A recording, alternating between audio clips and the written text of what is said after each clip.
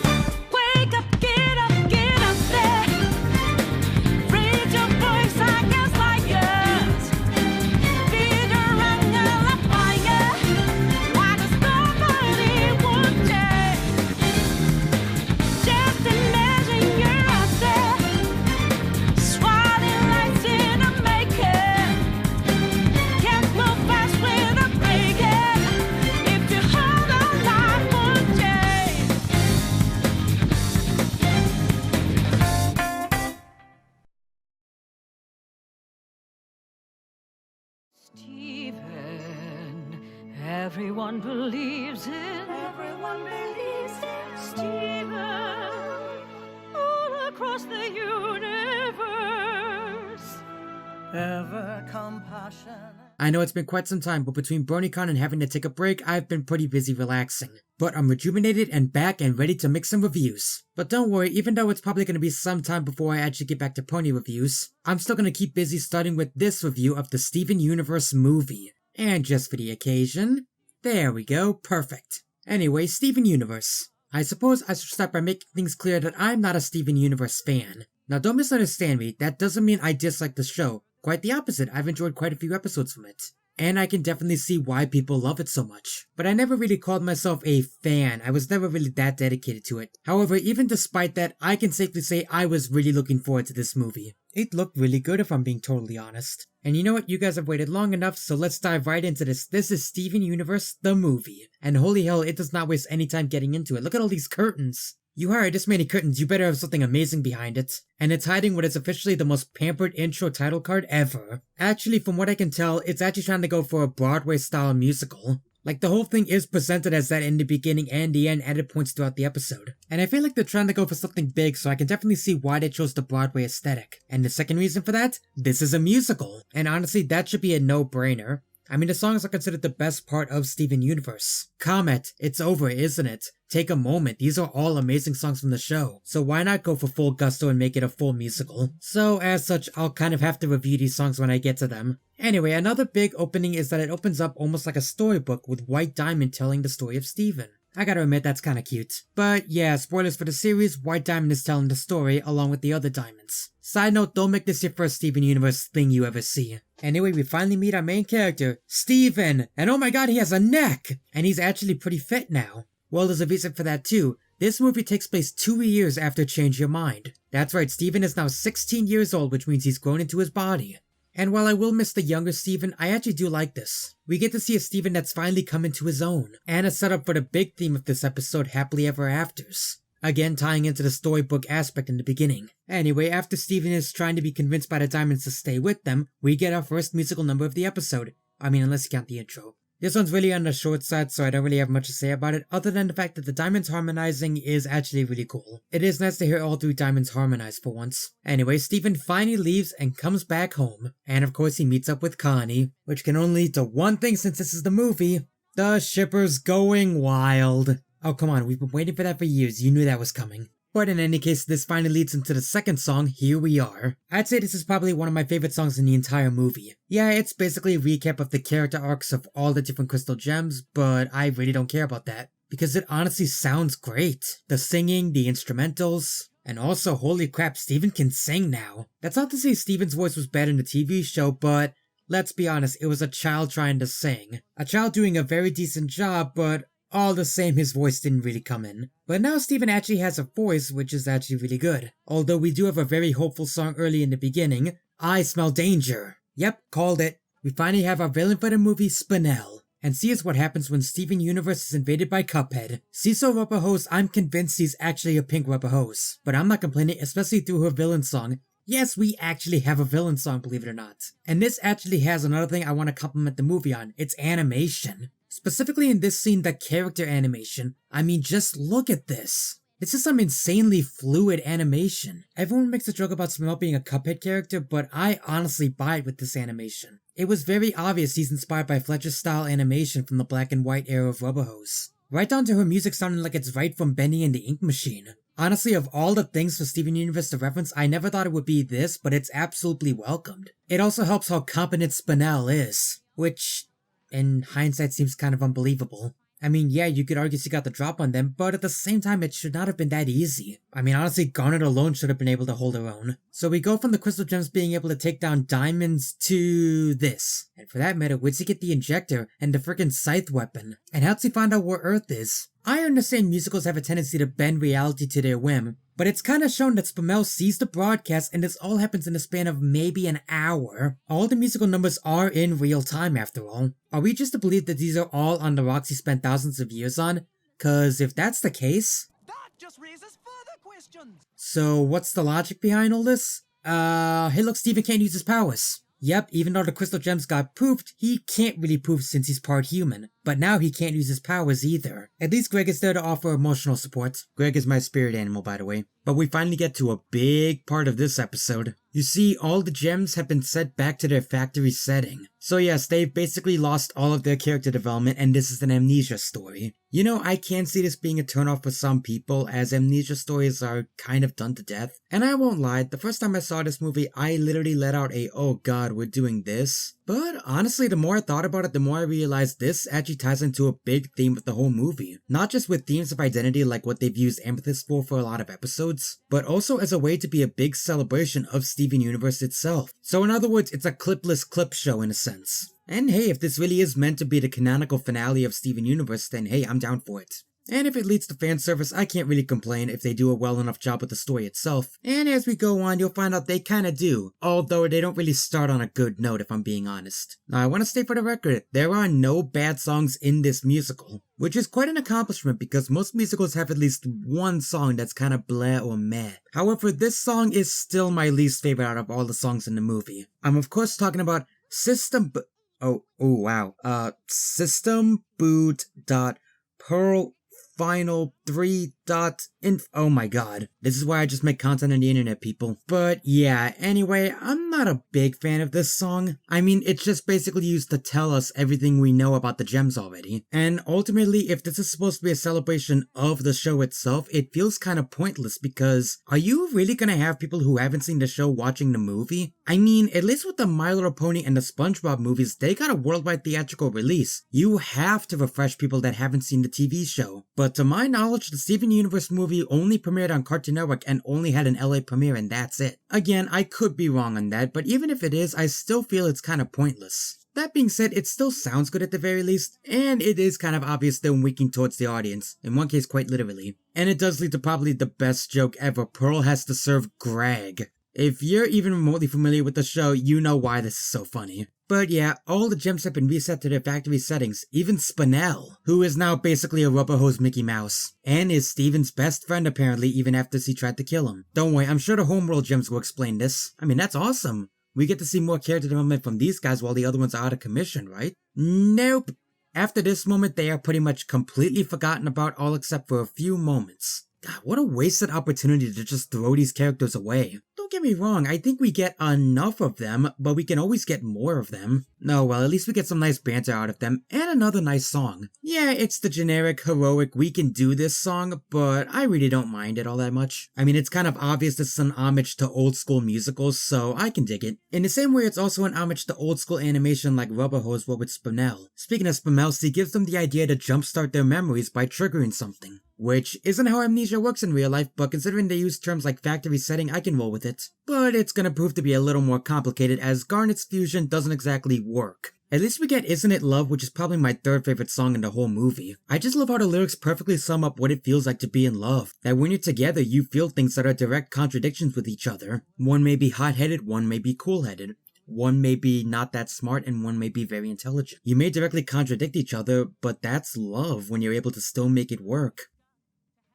That got really cheesy, I apologize. Anyway, look, Cotton Candy Garnet's back, but unfortunately it looks like Amethyst kind of wandered off. Luckily Steven finds her and gets the idea to revive her through song, which again leads to another nice musical number. Yeah, I know I'm sounding redundant here, but that's just because all the songs are really good. This one's no exception, it has freaking tap dancing for God's sake. This movie's a walking tribute to old school musicals and I can honestly dig it because I love old school musicals. Although the context itself as to how they get Amethyst's memory back, they have her completely copy Steven, which with Amethyst's character makes little to no sense. The whole point of Amethyst's character arc is for her to come into her own and be a better person. Copying Steven just kind of feels stupid. Don't get me wrong, at the very least near the end she does sing on her own and had her own lyrics. But still, this kind of feels like a writing oversight. Wouldn't it make more sense if instead of Steven doing some of the things Amethyst does and Amethyst copying him, Steven alludes to them and instead Amethyst does it of her own free will? I don't know, that's just my opinion. At the very least, Amethyst does come back. And Spinel is right there with Amethyst to freak out. Oh! Ready or not, here I come!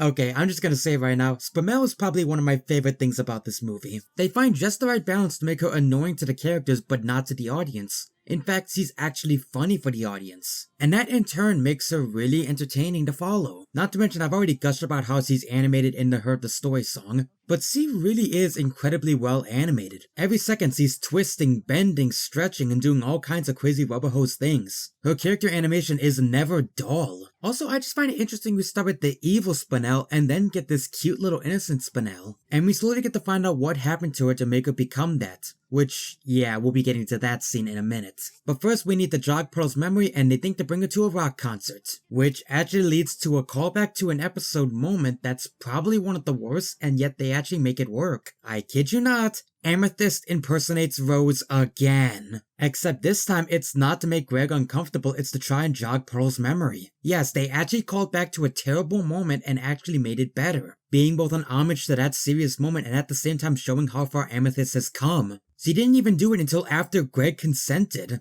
This is not the same woman that basically paraded in her dead corpse to make Greg feel sorry. But as if that wasn't enough, we get another crazy moment as Steven and Greg finally fuse. I honestly feel more happy for Greg than I do with the actual fusion. But speaking of that... It's a big old universe out there. And when you're getting crushed under the weight of them stars, well, sometimes you need that special someone to remind you that you're so much more. Oh no, he's hot! Well, this certainly wasn't the fusion I was expecting. I mean, just look at this Johnny Bravo looking guy. No, even better, is this a JoJo? Okay, joking aside, I actually do really like the design of this guy. He's literally the personification of rock and roll and Elvis, which is part of the reason why I'm okay with him being overly macho and sexual. I mean, do you not want the personification of rock and roll to be sexual? Also, this guy's got an amazing singing voice. Yes, there's another musical number. What's that? The Sky's Blue? Oh crap. Yep, this is Independent Together, probably my second favorite song in the whole movie. It's got a really nice old school, almost grease rock and roll style of music to it. Also, good lord, these background animations are gorgeous. I mean, just look at this. Also, yay, more Opal. Although, am I the only one finding it a little suspect that they basically make Pearl fall in love with Steven and Greg's fusion? Oh, don't give me that look. What the hell else am I supposed to interpret this as? Besides, I suppose it's paralleling her falling in love with Rose Quartz, so meh, I'll give it a pass. Unfortunately, Spinel leaves and that drains everything out of Steven. He is looking worn down as hell. Which does tie into Steven's character arc. He is just done with this. He wants to not deal with the same crap over and over again and the same crap that his mother keeps leaving behind. And considering he just got done with a 2-year tour taking down the Empire, I cannot blame him for that. Not to mention he's 16, he's still growing. Then we get the garden scene.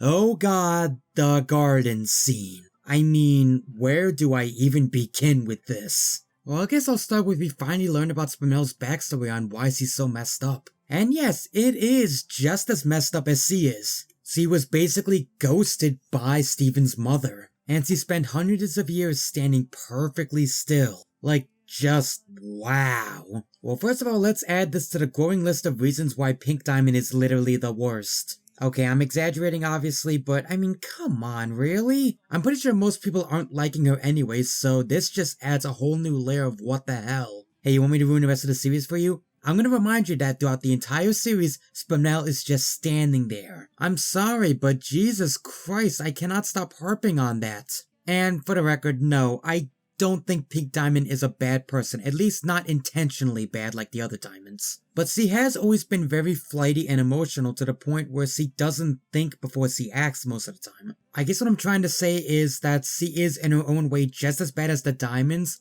It's just that she doesn't mean to be. And that's kind of why I love Steven, because he's everything Pink Diamond is, but better. But that's explained much more later in the movie, so I'll get to that later. For now, I'll just say that I love this scene simply because of how emotional it is. It really is heartbreaking, and it adds a whole new layer to Spinel's character and explains what happened. To the point where even when Steven calms her down and convinces her that she has a friend, her anxiety absolutely destroys her and makes her think that she's gonna be forgotten about again. The second she deactivates it, and Steven explains that he just wants to forget this ever happened. Although Steven's partially to blame since he still has the eraser with him. I mean, it does kind of raise the question why he didn't just destroy it in the first place. And it also raises the question why he doesn't just explain himself better as opposed to just mumbling over his words. I mean, yeah, he had to show the eraser to show how it was made, but after that, he could have just destroyed it or something. And it's not like he doesn't know Spinel has serious anxiety. I mean, she did freak out at him when he said he was gonna be right back. However, I'm at least willing to give him a pass from a character standpoint because he is still 16 and still learning. From a writing aspect though, it really does feel like they had to force a climax. Just like how they tried to get Connie out of the picture throughout most of it.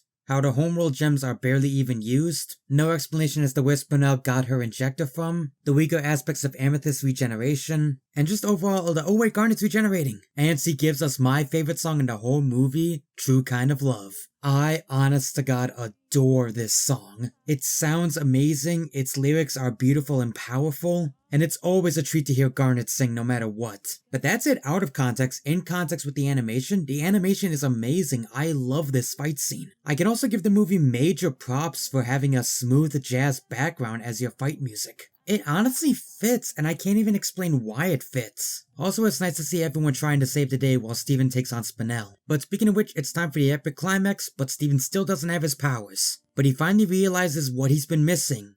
Change. That he learned to be a better person. And with that, he's finally ready to take on Spinel with his powers back. And in another musical choice, the big epic climax is all about changing as opposed to actually fighting. I'm just gonna skip the song since I would just be repeating myself since it's another good song. But needless to say, Steven finally breaks Spinel down and she's finally done fighting. Is Spinel's redemption a little too sudden? Honestly, for me, not really. It's a lot better than the diamonds being redeemed, that's for damn sure. At least he wasn't committing mass genocide on multiple planets. And at least he wasn't doing it under the pretext of creating an empire. She was just a ball of anxiety that wanted to take her anger out on people. She was just hurt, and ultimately in the end, she's not a bad person. Or gem in this case. So I don't mind, and you know what? I'm happy that she's getting a happy ending. Because surprise surprise, the diamonds show up. And even though they originally want to make their home on Earth, they instead decide to take Spinel back to Homeworld with them. And you know what? It looks like they legitimately love Spinel, so I hope to God Spinel gets a happy ending because she deserves it after this movie. And then finally we get a reprise of Here We Are. One more big musical style send-off, and that was Steven Universe the movie. And you know what? Despite my criticism in some areas, I cannot do this movie justice if you're a Steven Universe fan. Can I recommend this if you're not a Steven Universe fan?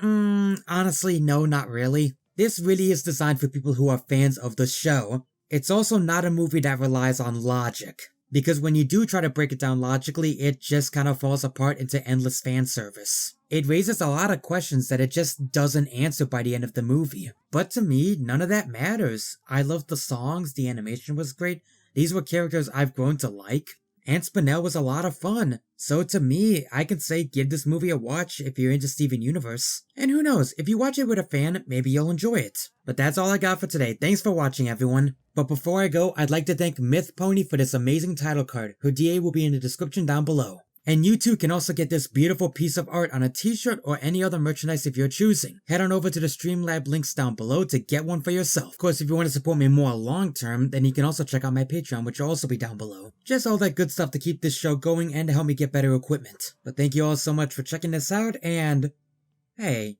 I just realized something. My second favorite holiday, I think, is gonna call for something very special. And there's a certain horror franchise that's come back very recently. So throughout next month, join me for the Creep Show Marathon. See you guys next time.